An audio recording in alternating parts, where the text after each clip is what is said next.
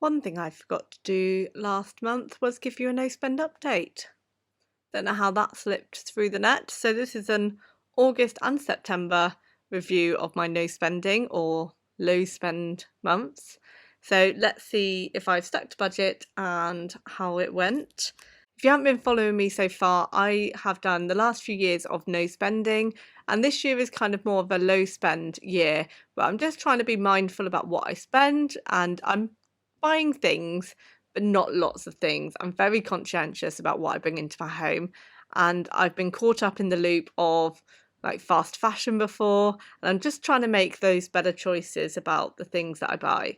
So tracking everything that I spend has really helped me to be able to stick to a budget and to know that I'm not overdoing it or overextending my finances. And it just means that I'm then focused on other goals. So let's start with August. August, I was away on holiday for a week. So food wise, it was slightly reduced, but obviously I still needed to take gluten-free snacks with me because I like to just be prepared. And generally petrol was quite low because I wasn't going anywhere.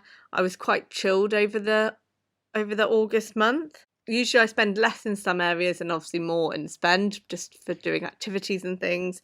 So generally for spend I give myself about £100, and this time I spent 206. I do find that I spend more in August, but that's because I was out more. I did lots of food out and gifts and activities, so it just felt like they were just bits and bobs just to keep us going in that month. Food wise, I give myself a budget of 70 a week, and for August that meant 4 weekends fell on that. I did stick to budget. I was 289.59, so that was about on it because I still had to buy stuff to take away with me, so it does end up being about the same, but petrol was much less. It was 63. So in general, August was pretty much okay, spendy in some areas and less in another, so it kind of evens out. When it came to September, this was a struggle. I do find because August can feel spendy in some ways, September is always a bit harder. It feels like a really long month. August feels really long, then September also feels very long. And it also had 5 weekends in it. So it did mean that I was having to get more for my money. And I spend more because obviously there's 5 lots of food shops in that. So my budget was 350 for 5 weeks at £70, and I am 333. So I'm okay there. Budget seems all right. I tried to be quite mindful, and I was using a planner and meal planning, so I just felt like I was doing lots of meal prep and stuff, and it just helped me keep to budget there.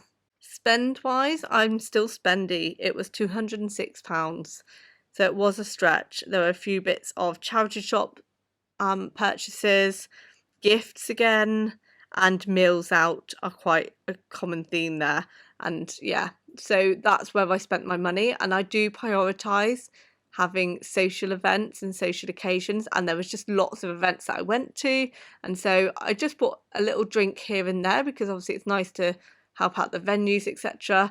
But generally it wasn't loads of things for it, so I didn't really buy much other than a couple of items from the charity shop, which includes this jumper, which I love. Petrol wise, I'm pretty much on budget. It's 146 that I spent.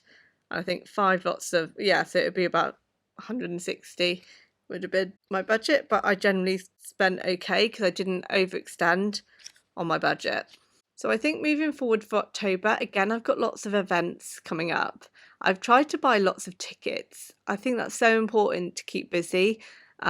But I think that's probably why it feels like I've spent more. I don't count that in my budget because I feel like tickets are like a different category on their own. I'm trying to build experiences, and that's what I do with my excess money. So my spare money after bills, after the budgeted amount. That is the little extras in life, isn't it? That's the thing that's really important to me, is socializing or going to events. That's what I want to do. I want to get out, I want to see things, see people, meet people, and I'm just trying to be a bit more social with that. So It's really helping my confidence. I feel more confident doing stuff like that now, and I just feel like it's put me in a better stead. Like I feel a lot more excited about things, and I'm just, yeah, it helps me get through work when I know that I've got something really exciting to look forward to. So let me know how you're getting on with your no buy or low buy months so far. We're almost near the end of the year now. That's mad that we're almost there, and I feel like I've had a good year so far.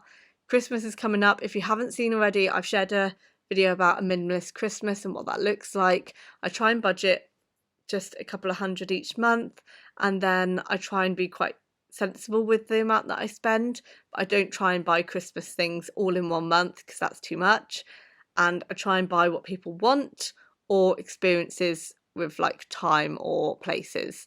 So yeah, so think about Christmas. If you want more information, follow that video. It just outlines lots of different ways that you can simplify Christmas so that you can enjoy it. I shall be back for more videos soon. Take care. Bye.